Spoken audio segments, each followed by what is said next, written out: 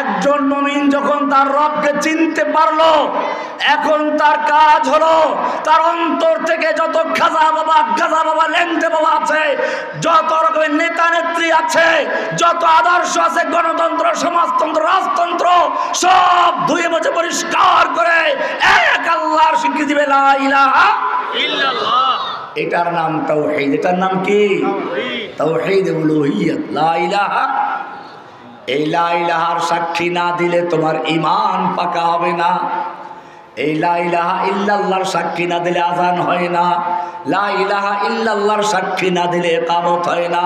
লা ইলাহা ইল্লাল্লাহর সাক্ষী না দিলে খুতবা হয় না। লা ইলাহা ইল্লাল্লাহর সাক্ষী এত বড়, কুল আইয়ু শাইইন আকবারু শাহাদা, সবচেয়ে বড় সাক্ষ্য কোনটা যদি প্রশ্ন করি, উত্তর হবে লা ইলাহা। এরপরে যদি প্রশ্ন করি এমন কোন সাক্ষ্য আছে যে সাক্ষ্য আল্লাহ নিজে দিয়েছেন, কে দিয়েছেন? উত্তর কি হবে? শাহিদাল্লাহু আন্নাহু লা ইলাহা ইল্লা হুয়া ওয়াল মালাইকাতু ওয়া উলুল ইলমি কায়িমান বিল কিসত। আল্লাহ নিজে সাক্ষী দিয়েছেন লা ইলাহা। লা ইলাহার মানেটা কি? লা ইলাহার মানে হলো আইন দেওয়ার মালিক একমাত্র আল্লাহ, বিধান দেওয়ার মালিক কে? সমস্ত ক্ষমতার মালিক কে? কোরআনের সূরা আলে ইমরান 26 নম্বর আয়াতে বলেছেন, কুলিল্লাহুম্মা মালিকাল মুলক।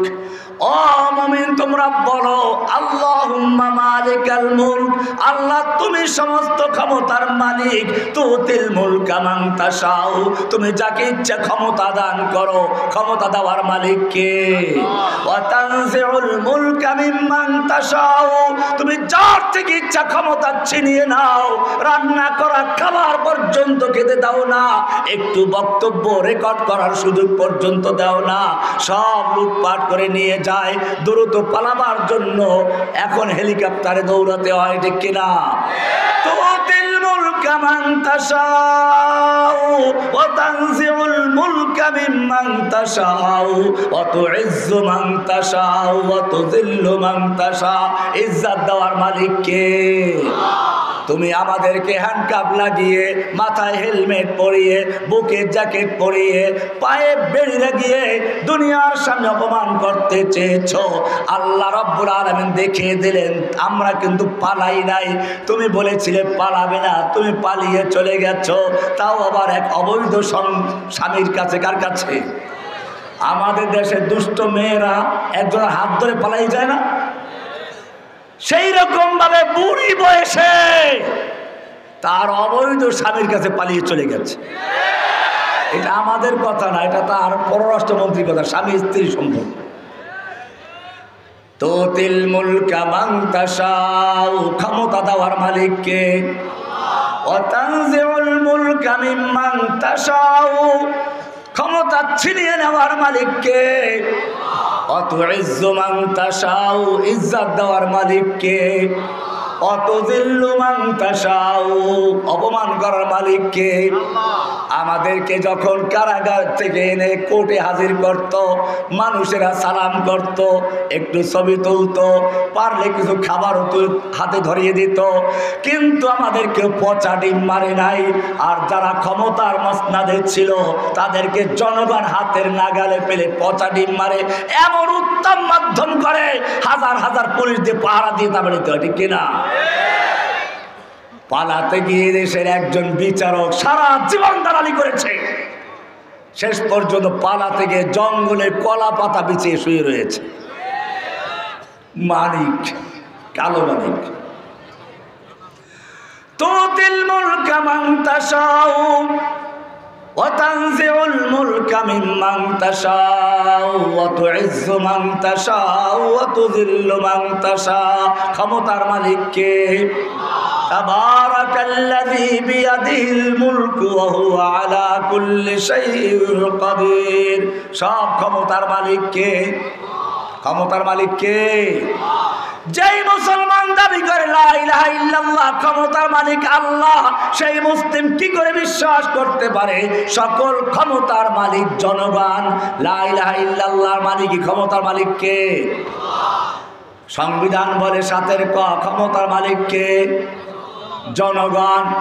অমুসলিম যেই ব্যক্তি বিশ্বাস করে সমস্ত ক্ষমতার মালিক জনগণ, সে কি মুসলিম থাকবে? তার লা ইলাহা ইল্লাল্লাহ ক্লিয়ার আছে? অমুসলিম। এবারে তুমি দ্বিতীয় নাম্বারে আসো। আইন কাকে বলে?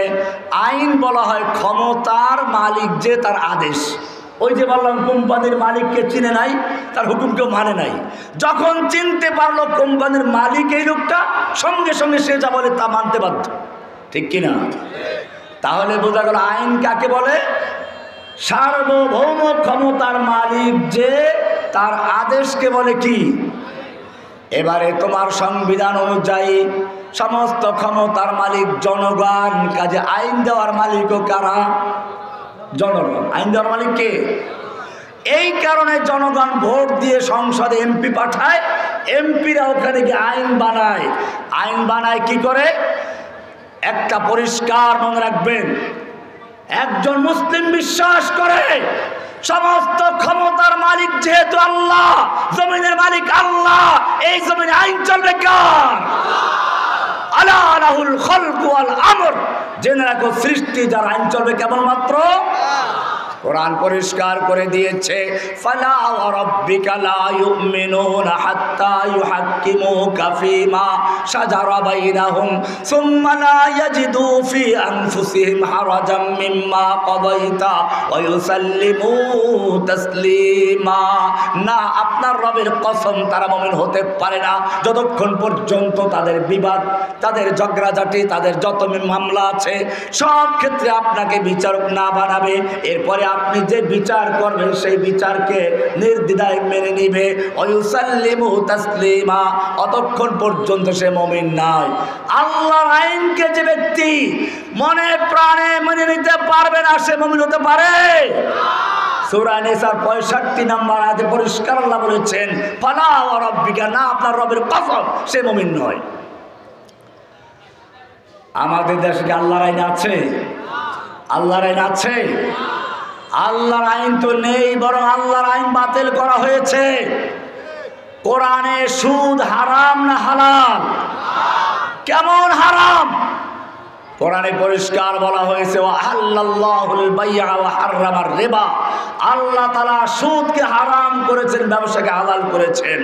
এরপরে একটু সামনে গিয়ে সূরা বাকারার 275 থেকে শুরু করে 87 পর্যন্ত আল্লাহ তাআলা 77 পর্যন্ত, সেখানে আল্লাহ তাআলা বলছেন, ইয়া আইয়ুহাল্লাযীনা আমানুত্তাকুল্লাহ, হে ঈমানদারগণ তোমরা আল্লাহকে ভয় করো, ওয়া দারু মা বাকিয়া মিনার রিবা ইন কুনতুম মুমিনিন, তোমাদের যত পাওনা সুদ আছে সব সুদগুলো বর্জন করো যদি সত্যিকার মুমিন হয়ে থাকো।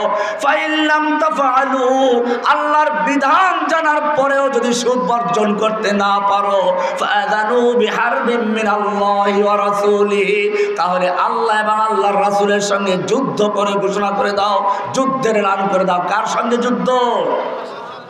আমাদের দেশে ব্যাংকগুলো সুদে চলে কিনা? হালাল করে দিয়েছে কে? রাষ্ট্র। আল্লাহ হারাম করেছেন, আল্লাহ করেছেন হারাম, রাষ্ট্র করেছে লাইসেন্স দিয়ে হালাল। যদি হালাল না করতো ব্যবসা করে কি করে? আপনি গ্রামে গঞ্জে লাইসেন্স করা ছাড়া সুদে টাকা লাগান, দেখুন পুলিশ ধরে নিবে। ওদেরকে ধরে না কেন? ওরা লাইসেন্স করেছে, সরকারকে টাকা দিয়ে লাইসেন্স করেছে। এখন ওদের জন্য সুদের ব্যবসা করা কি বৈধ, হালাল। হারাম করেছেন কে? আল্লাহর হারামকে যদি কোনো ব্যক্তি হালাল করে, ও আবার মুসলিম উম্মাহ পরিষ্কার ঘোষণা করছি, সে মুসলিম থাকে না, সে কাফের হয়ে যায়। মদ হারাম না হালাল? কে হারাম করেছেন? ইন্নামাল খামরু ওয়াল মাইসিরু ওয়াল আনসাবু ওয়াল আজলামু রিজসুম মিন আমালিশ শাইতানি ফাজতানিবু, নিশ্চয় মদ, জুয়া, মূর্তি এবং বিশেষ লটারি, ভাগ্য নির্ণয় লটারি, এই সবগুলোর নাপাক শয়তানের কাজ। ফাজতানিবুহু, আল্লাহ বলেন এগুলোর থেকে নিরাপদ দূরে থাকো। ও মুসলিমরা, আল্লাহ তাআলা যেই মদকে হারাম করেছেন, এই মদকে যদি কোনো ব্যক্তি লাইসেন্স দিয়ে হালাল করে, সে মুসলমান না কাফের? জেনা ব্যভিচার হালাল না হারাম? পতিতালয়ের লাইসেন্স থাকলে সরকারি আইনে হালাল না হারাম? খালি হালাল না, ওদের চিকিৎসাও করে।